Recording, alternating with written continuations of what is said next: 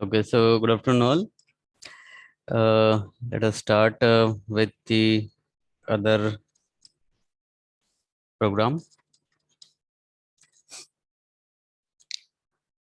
Okay, so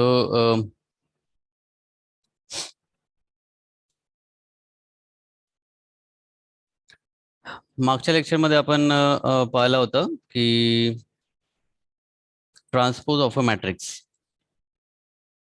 आता next जो program आहे तर तो आहे to check if matrix is symmetric और नॉट.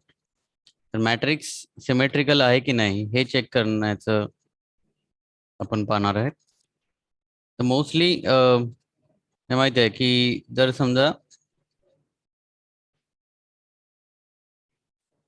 सपोज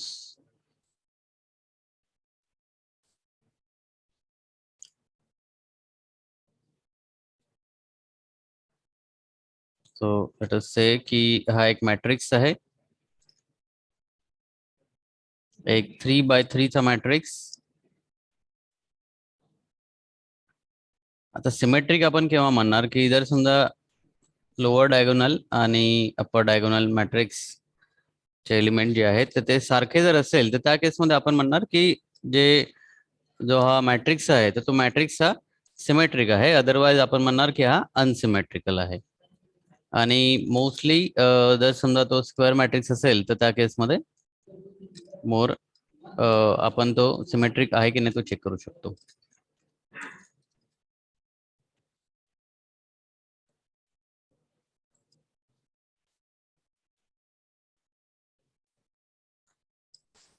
सो अभी अगर हम यहाँ पे देखते हैं कि ये जो फर्स्ट लाइन रहती है हैश इंक्लूड str डॉट है स्टैंडर्ड इनपुट आउटपुट फाइल. उसके बाद में ये मेन फंक्शन यहाँ से स्टार्ट हो रहा है, ओपनिंग ब्रैकेट और यहाँ पे बेसिकली क्लोजिंग वन और उसके ऊपर में रिटर्न स्टेटमेंट. सो यहाँ पे हमें क्या चीज़ करना है. तो सबसे पहले हम लोग सेम वही है कि सबसे पहले कि साइज जो है साइज देना है. फिर उसके बाद में मैट्रिक्स को रीड करना है और फिर रीड करने के बाद में हमें चेक करना है कि सिमेट्री का जो इक्वेशन है वो इक्वेशन हमें यहाँ पे परफॉर्म करना है. तो इस तरह से मैट्रिक्स और लास्ट में हमें बताना है कि वो पर्टिकुलर जो मैट्रिक्स हमने दिया है कि वो सिमेट्रिकल है कि नहीं. तो ये एज अ आउटपुट करके हमें यहाँ पे इस प्रोग्राम में हमें वो भी लिखना है. तो इस तरह से सबसे पहले साइज लिखना है, उसके बाद में रीड करना है, मैट्रिक्स को रीड करना है, उसके बाद में उसको चेक करेंगे सिमेट्रिक है कि नहीं और उसके बाद में लास्ट में लिखेंगे कि हाँ ये जो प्रोग्राम है वो सिमेट्रिकल है या अनसिमेट्रिकल है. सो सबसे पहले हम लिखते हैं कि जो जो वेरिएबल्स हमें लिखना है तो वो as a integer data type करके है. तो यहाँ पे जैसे M N C D. Okay. उसके अलावा जैसे ये मैट्रिक्स है 2 डायमेंशनल अरे, मैक्सिमम 10 नंबर ऑफ रोज और मैक्सिमम 10 नंबर ऑफ कॉलम्स ये स्टोर कर सकता है. और उसके बाद में यहाँ पे हम जो है एक रिजल्टेंट मैट्रिक्स देखते हैं कि रिजल्टेंट मैट्रिक्स में जो रोज एंड कॉलम्स मैक्सिमम कितना है वो यहाँ पे हम लिखते हैं. देन जैसे कि अभी कुछ तो भी इनपुट देने से पहले जो साइज हमें देना है कि कितने नंबर ऑफ रोज है और कितने नंबर ऑफ कॉलम्स है ये हमें देना है. तो उसके पहले हमने एक मैसेज डिस्प्ले कर दिया कि enter the number of rose and columns of matrix. तो मैट्रिक्स के जितने नंबर ऑफ रोज है और कॉलम्स है वो हमने लिख दिया यहाँ पे. और उसके बाद में जो रीड स्टेटमेंट हमें लिखना है with the help of this scanf statement. तो यहाँ पे हमें ये number of rose and number of columns हमें यहाँ पे लिखना है.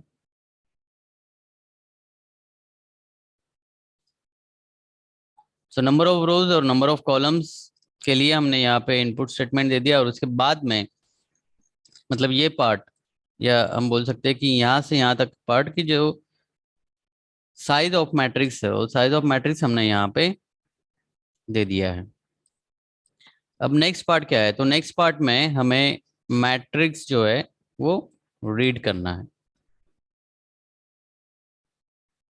तो मैट्रिक्स अगर हमें रीड करना है तो हम क्या करते हैं कि हमने यहाँ पे एक मैसेज डिस्प्ले कर दिया, enter the element of the matrix. So enter the element of the matrix.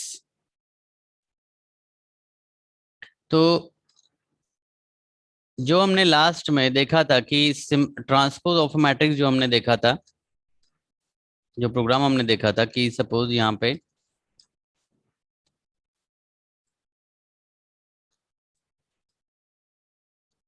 अगर हम number of rose and columns को अगर हम एक्सचेंज करते हैं, एक्सचेंज करने के बाद में जो हमें मैट्रिक्स मिलेगा, सपोज कि ये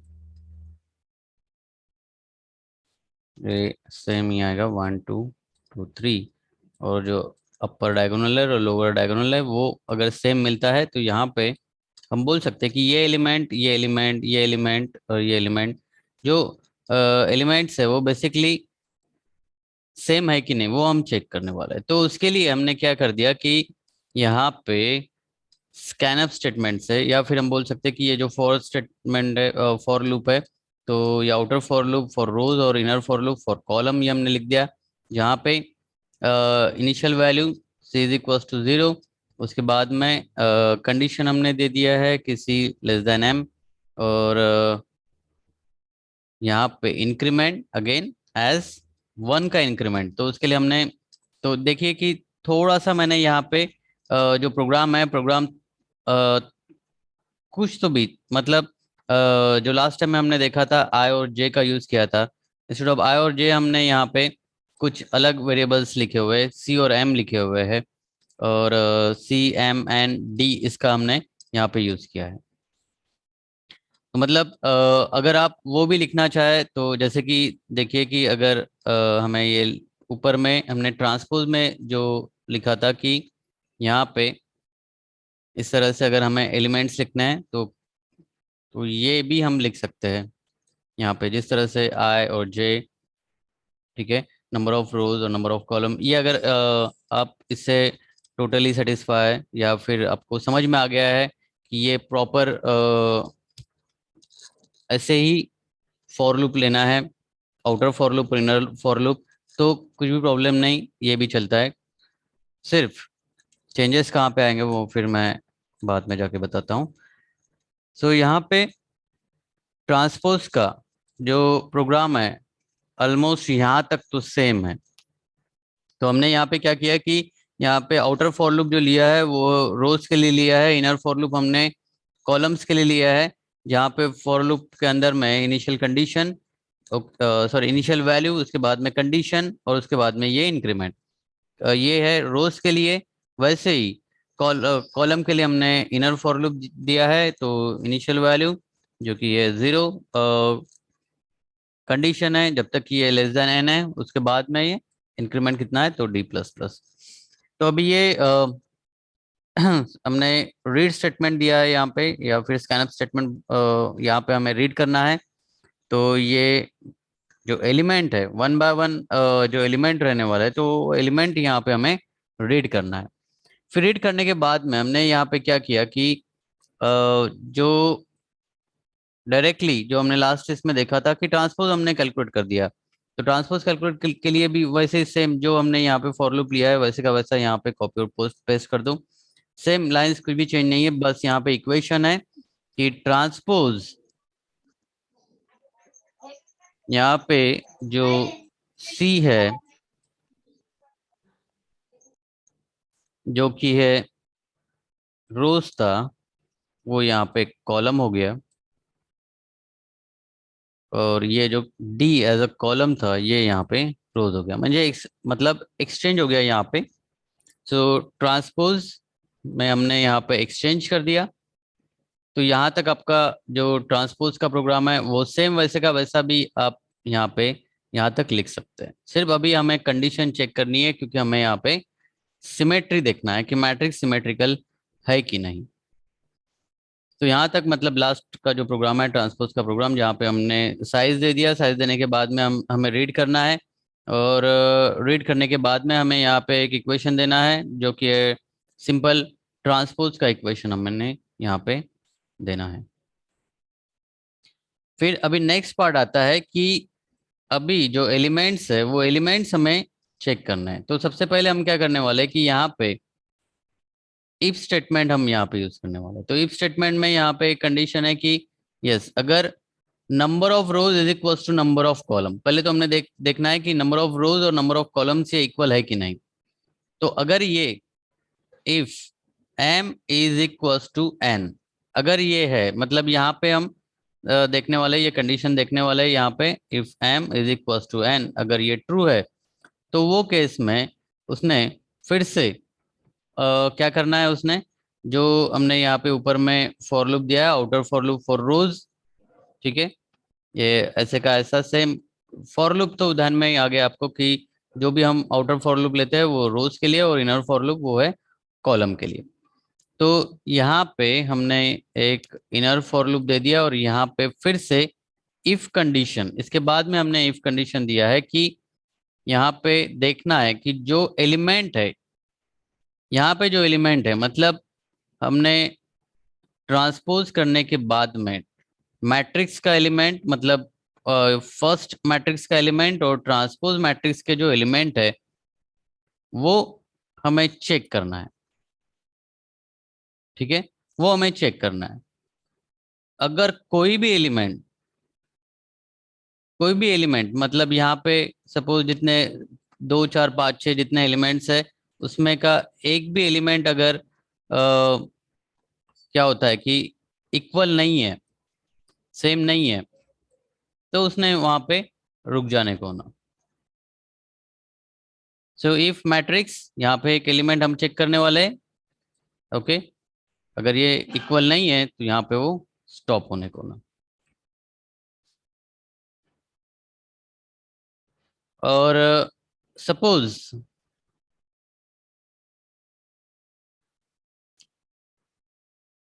सपोज कि और एक कंडीशन, जैसे कि जो हमने डी लिखा हुआ है, डी हमने किस लिए लिखा हुआ है कि यहाँ पे एक तो है ये रोज के लिए हमने सी लिखा हुआ है, ओके, और कॉलम्स के लिए हमने यहाँ पे डी का यूज किया है। तो यहाँ पे हमें चेक करना है कि सपोज कि जो number of rose and number of columns जो कि इक्वल होने चाहिए वो हमें चेक करना है। तो उसके वजह से हमने यहाँ पे एक कंडीशन पुटअप की है कि इनकेस अगर ऐसा नहीं है तो वहां पे वो ब्रेक हो जाएगा, और इनकेस अगर वो इक्वल है तो यहाँ पे उसने, अगर ये कंडीशन ट्रू है कि C is equal to M, okay, यहाँ पे इक्वल नहीं है, नॉट इक्वल टू, और अगर यहाँ पे सी इज इक्वल टू एम अगर है तो वो केस में बोलना चाहिए उसने कि द मैट्रिक्स इज सिमेट्रिकल। और अगर ये फॉल्स है, कंडीशन अगर ट्रू है तो उसने बोलना चाहिए कि मैट्रिक्स इज सिमेट्रिकल, अदरवाइज उसने बोलना चाहिए कि मैट्रिक्स इज नॉट सिमेट्रिकल। तो वेरी सिंपल वन कि यहाँ पे सिर्फ चेक करना है हमें, और चेक करने के बाद में द मैट्रिक्स इज सिमेट्रिक और अनसिमेट्रिक, ये हमें यहाँ पे देना है।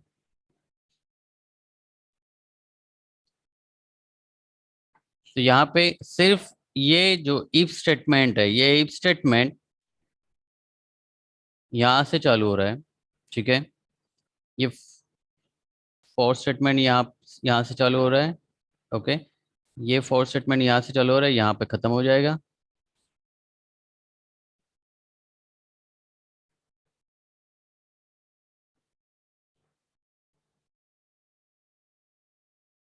उसी तरह से इनर से अगर हम जाते हैं तो यहाँ पे ये स्टेटमेंट खत्म होता है, फिर यहाँ पे ये जो फॉर स्टेटमेंट है ये यहाँ से यहाँ तक खत्म होता है। और अगर if m is equal to n है उसके बाद में भी। और एक हमने इफ स्टेटमेंट दिया है कि जहां पे ये उसने मैसेज डिस्प्ले करने को ना कि द मैट्रिक्स इज सिमेट्रिकल, उसके लिए हमने यहाँ पे एक और एक कंडीशन दिया है कि C is equals to M. जहां पे ये सी इज इक्वल्स टू एम रहेगा तो उसने बोलना चाहिए कि मैट्रिक्स इज सिमेट्रिकल, अदरवाइज उसने बोलना चाहिए कि मैट्रिक्स इज अनसिमेट्रिकल। मतलब कोई भी कंडीशन में, और इनकेस की यहाँ पे सपोज कि नंबर ऑफ रोज और number of columns are equal अगर है, तो वो पूरा एलिमेंट चेक करेगा, हर एक एलिमेंट चेक करेगा यहाँ। ठीक है, हर एक एलिमेंट चेक करेगा। लेकिन अगर ये if m is not equals to n, यहाँ पे देखिए कि सपोज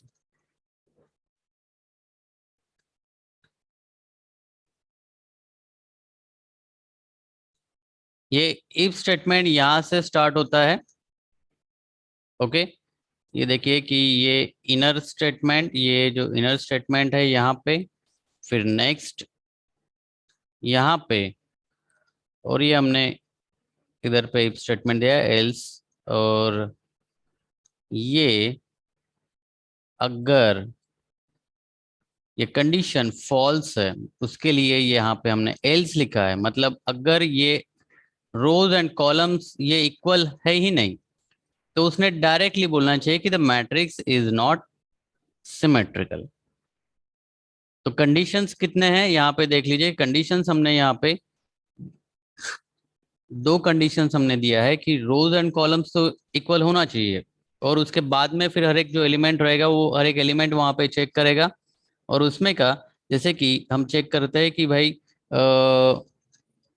जो हमने यहाँ पे चेक किया है एक कंडीशन, ये डी इक्वल है कि नहीं, और यहाँ पे फिर सी इक्वल्स टू एम है कि नहीं। तो इसके हिसाब से अगर हम एक जो सिंपल प्रोग्राम देखते हैं या एलिमेंट्स देखते हैं कि सपोज यहाँ पे हमने एक एलिमेंट दिया है कि 1 2 3 2 4 5 और 3 5 8, मतलब यहाँ पे ये बेसिकली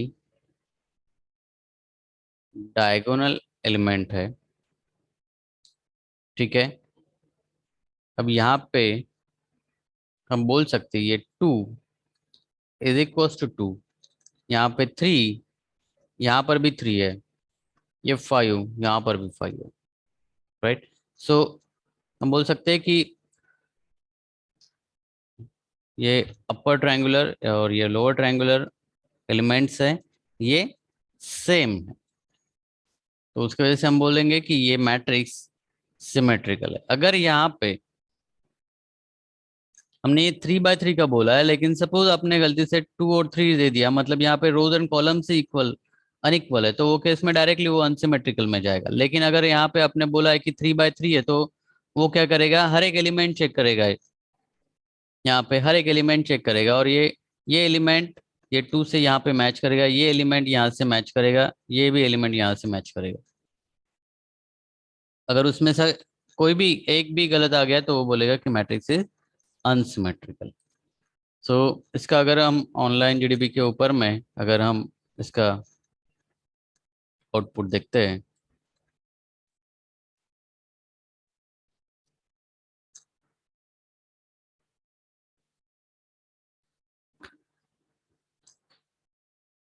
ओके, सो यहाँ पे सो यहाँ पे हमने ये प्रिंटफ स्टेटमेंट दिया है। यहाँ पे हमें मैसेज डिस्प्ले करना है कि yes, enter the number of rose and columns of the matrix.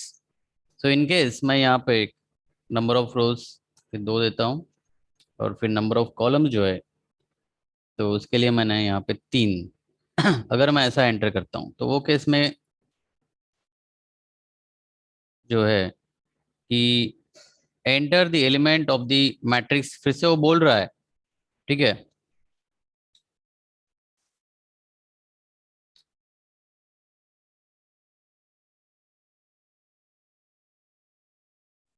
तो ये प्रोग्राम में और वो जो ट्रांसपोज प्रोग्राम में आप देख सकते हैं the matrix is not symmetrical basically. तो मैट्रिक्स हमने रीड कर दिया। रीड करने के बाद में यहाँ पे enter the elements of the matrix, ठीक है।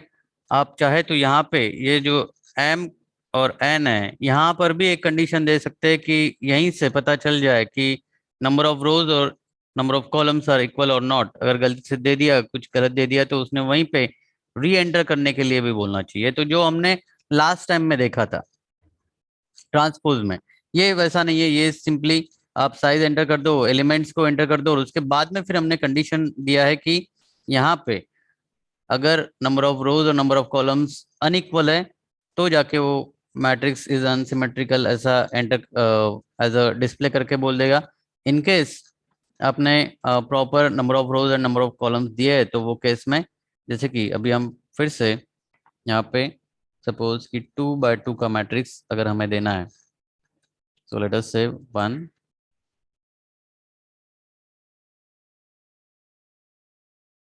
2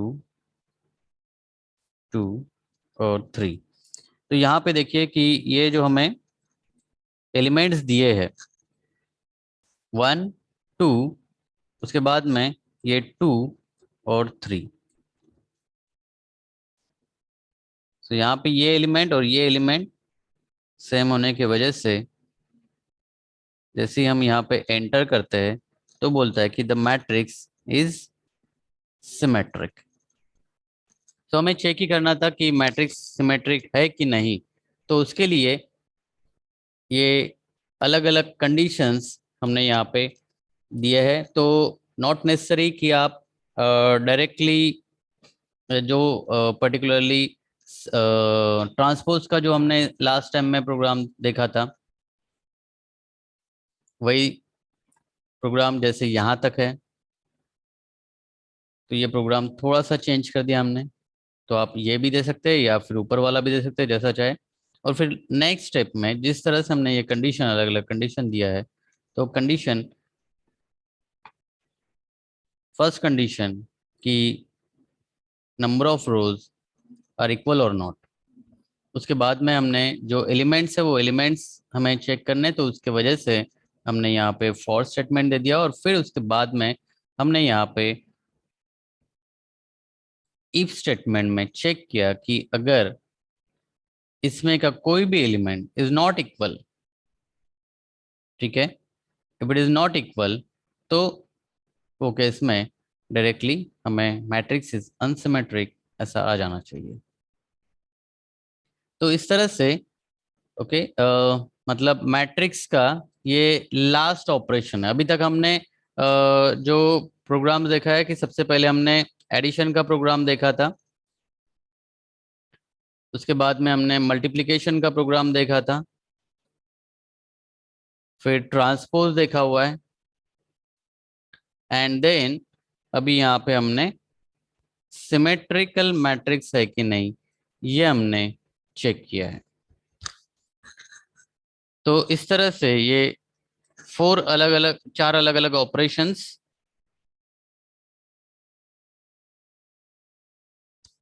मैट्रिक्स एडिशन। तो मैट्रिक्स एडिशन का जो प्रोग्राम है वो सेम सब्ट्रैक्शन के लिए भी रहता है। तो हम बोलते हैं कि जो यहाँ पे एडिशन का पार्ट है वहां पे जस्ट रिप्लेस कर दो प्लस से, प्लस को रिप्लेस कर दो माइनस से। तो ये आ गया आपका, मतलब ये एडिशन, सब्सट्रैक्शन, मल्टीप्लिकेशन, ट्रांसपोज और सिमेट्रिक। तो इस तरह से लगभग 5 ऑपरेशंस मैट्रिक्स के ऊपर में हमने परफॉर्म किया है। अभी जो नेक्स्ट पार्ट रहेगा, इसके बाद में जो रहेगा वो है न्यूमेरिकल मेथड्स। ये मैथमेटिकल पार्ट था, ओके। और अभी उसमें का ही मैथमेटिकल पार्ट्स में का जो न्यूमेरिकल मेथड्स है, जिस तरह से Runge Kutta method, regula falsi method, trapezoidal method, तो ये मेथड्स अभी हम सबसे पहले मैथमेटिकली किस तरह से उसको सॉल्व किया जाता है, और उसके बाद में फिर उसको प्रोग्राम में किस तरह से हमें कौन कौन सी कंडीशंस हमें देना है तो जिसकी वजह से वो प्रोग्राम रन हो पाए। तो मैथमेटिकल और उसके बाद में फिर हम प्रोग्राम उसका देखने वाले हैं। तो फिर भी क्योंकि न्यूमेरिकल मैट्रिक्स तो काफ़ी इजी पार्ट था, न्यूमेरिकल मेथड्स के लिए आप डेफिनेटली एक बार रिकॉल कर लीजिए M1 M2 M3 जितने जो सिलेबस में अलग अलग मेथड्स दिया है, तो एक बार रिकॉल कर दीजिए। तो जब हम मैथमेटिकल पार्ट देखेंगे तो यस आप आसानी से वो समझ जाए। मैथमेटिकल पार्ट तो अभी हमें यहाँ पे बेसिकली एग्जामिनेशन में आपको कुछ भी मैथमेटिकल पार्ट नहीं सॉल्व करना है, लेकिन प्रोग्राम के लिए आपको मैथमेटिकल पार्ट काफ़ी इंपॉर्टेंट है, तो उसकी वजह से ये आना बहुत ज़रूरी है। ये आने के बाद में ही हम प्रोग्राम की तरफ या जो भी कुछ उसके कंडीशंस है वो प्रॉपरली समझ सकते हैं। ठीक है, तो यहाँ पे मैट्रिक्स का पार्ट खत्म हो गया है, और नेक्स्ट लेक्चर में हम न्यूमेरिकल मेथड्स स्टार्ट करेंगे। ओके, सो चैट बॉक्स में मैं अटेंडेंस की लिंक शेयर करता हूँ।